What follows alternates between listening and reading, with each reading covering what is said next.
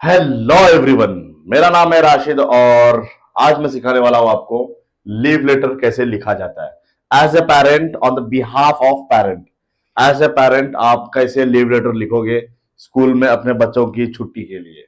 तो leave letter में सबसे पहला है जो फॉर्मल लीव लेटर होता है जो बच्चे लोग लिखते हैं कि टू, बाद में फ्रॉम और फिर बाद में सब्जेक्ट वो लिखते हैं।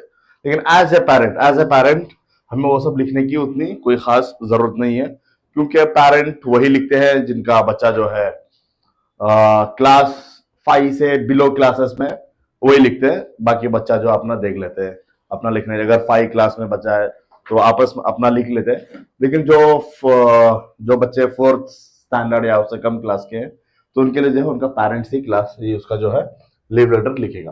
तो शुरू करते हैं बगैर किसी टाइम वेस्ट करें। तो सबसे पहले हमें लिखना होता है रेस्पेक्टेड। हमें लिखना होता है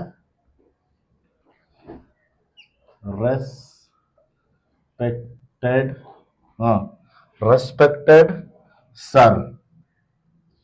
अगर सर है तो सर, या फिर रेस्पेक्टेड मैडम। रेस्पेक्टेड सर हो गया या फिर मैडम, MADAM, मैडम। हमें क्या लिखना होता है? रेस्पेक्टेड सर और मैडम। ये जनरल लाइन है, ये किसी भी लेटर में हम लिख सकते हैं। फिर उसके बाद लिखते हैं I would like to inform you. क्या है? I would like to inform you, I would like to inform you that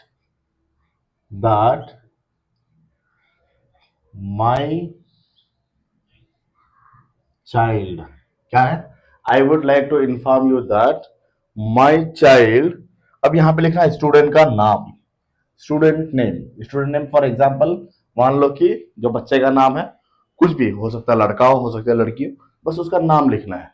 नाम यहाँ पे क्या लिखना है? मान लो कि कोई एक नाम हम लिख देते हैं राशिद। राशिद कौन है? राशिद मैं हूं। ठीक है, आपको स्कूल लेटर में राशिद नहीं लिखना, जो बच्चे का एक्चुअल नाम है, जो सही नाम है वो लिखना है। यहाँ पे एग्जाम्पल के लिए मैंने जो है राशिद लिखा है। एक मिनट, सब सही से दिख रहा है क्या? चेक करते हैं। हाँ, बढ़िया दिख रहा है। ठीक है, तो बच्चे का नाम हम यहाँ पे मान के चलते हैं कि राशिद है। ठीक है, बाद में स्टडिंग इन क्लास, यहाँ पे लगाओ कमा। कमा, STUDYI, जी, studying in class. Studying in class किस क्लास में पढ़ता है? Class and section.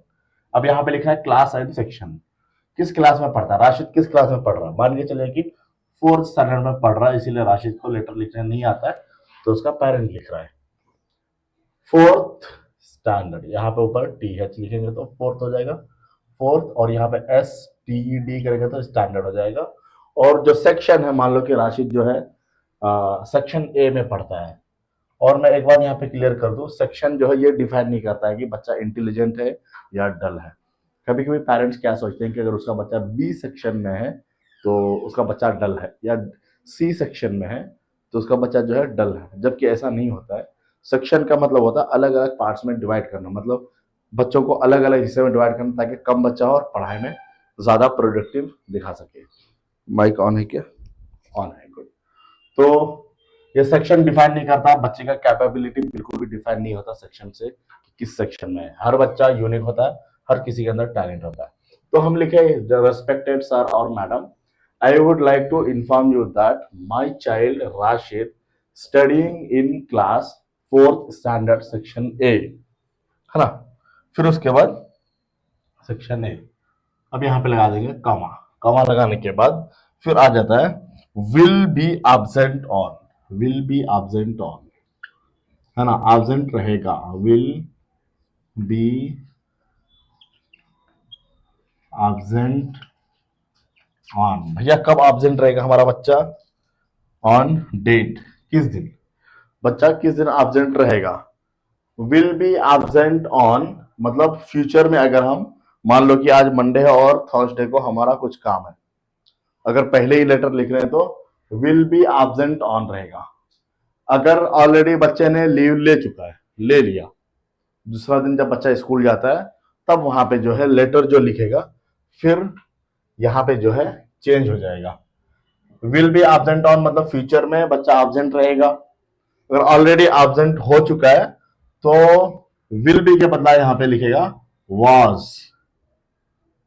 Section A was, ये वाला नहीं आएगा, विल भी नहीं आएगा, वाज एब्सेंट ऑन, वाज मतलब एब्सेंट हो गया था, तो विल बी के बदला वाज लिखेंगे। अगर बच्चा ने ऑलरेडी एब्सेंट हो गया है, अगर बच्चा ऑलरेडी एब्सेंट हो चुका है स्कूल में, मतलब किसी दिन छुट्टी ले लिया और दूसरा दिन जब जा रहा है और उसके लिए आप लेटर लिख रहे हैं, स्कूल में मैंडेटरी होता है किसी किसी स्कूल में, तो विल बी के बदला आप लिखोगे वाज, क्योंकि आपका बच्चा ऑलरेडी हॉलीडे ले चुका है। अगर अगर फ्यूचर में एक दो दिन बाद लेने वाला है, आपको पता है कि एक दो दिन बाद हम छुट्टी लेंगे, तो वहां पे लिखना है विल बी। विल बी मतलब आगे फ्यूचर में लेंगे। अगर ऑलरेडी ले चुका है तो विल बी के बदला हम लिखेंगे वास, विल बी के बदला लिखेंगे हम वास एब्सेंट ऑन। अगर ऑलरेडी हॉलीडे ले लिया, अगर नहीं लिया आगे लेंगे फ्यूचर में लेंगे तो वहां पे लिखेंगे विल बी। समझ में आ गया? गुड। तो हम विल बी लेके चलते हैं, हम ये मान के चलते हैं कि बच्चा जो है फ्यूचर में हॉलीडे लेने वाला है। विल बी एब्सेंट ऑन, कब कब एब्सेंट रहेगा, कब रहेगा एब्सेंट, कोई एक डेट ले लो, date. Will be absent on date, मान लो कि अच्छा यहां पे एक चीज है, अगर आप ऐसा लिखते हो कि will be absent on this date, मान लो कि आज 20th दिसंबर, EMBER 20th दिसंबर, ठीक है। Will be absent on 20th December due to, क्यों, due to, due to, due to क्यों, क्यों रहेगा, क्योंकि कोई family function, due to family function, due to, यहां पे रीजन लिखना है, family, FAMILY family function, due to family function, due to family function. फिर उसके बाद काइंडली, क्या लिखना है, kindly, KINDLY, kindly grant leave, GRANT,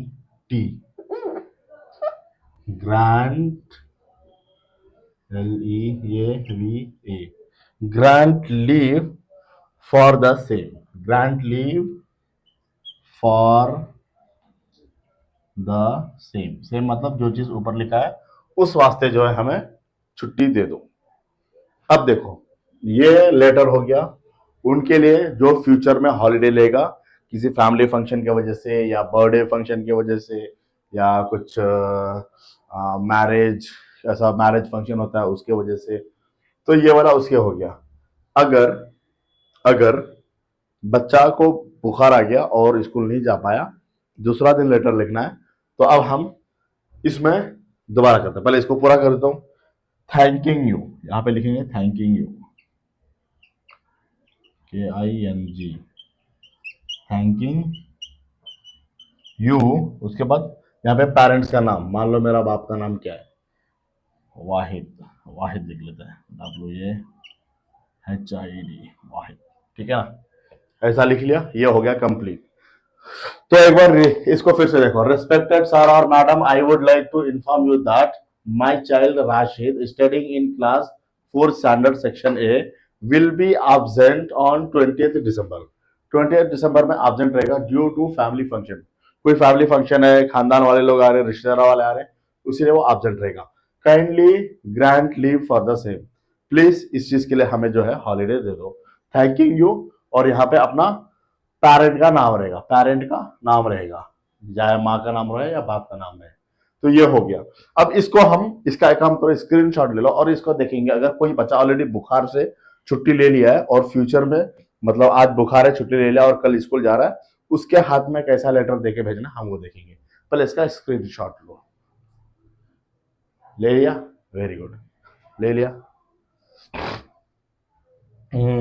यहाँ पे, हाँ यहाँ पे, हाँ यहाँ पे, यहाँ से यहाँ पे देखो, अब यहाँ पे देखो, इसको हम थोड़ा चेंज करते हैं। विल बी के बदला लिखेंगे, विल बी के बदला लिखेंगे was, was, was absent on 20th December due to, क्योंकि was मतलब था, absent था, किस लिए था, फैमिली फंक्शन के लिए, या फैमिली फंक्शन भी लिख सकते हैं, या फिर फीवर लिख सकते हैं, heavy fever, heavy, FEVER, fever, heavy fever. तो आप चाहे ये भी लिख सकते हैं। अगर हाँ, अब ये वाला हो गया कि बच्चा ऑलरेडी जो है हॉलीडे ले चुका था और उसके लिए हम लेटर लिखे दूसरा दिन, तो इसका भी स्क्रीनशॉट ले लो। ले लिया, ले लिया, ले लिया, ले लिया, वेरी गुड, ले लिया, वेरी गुड।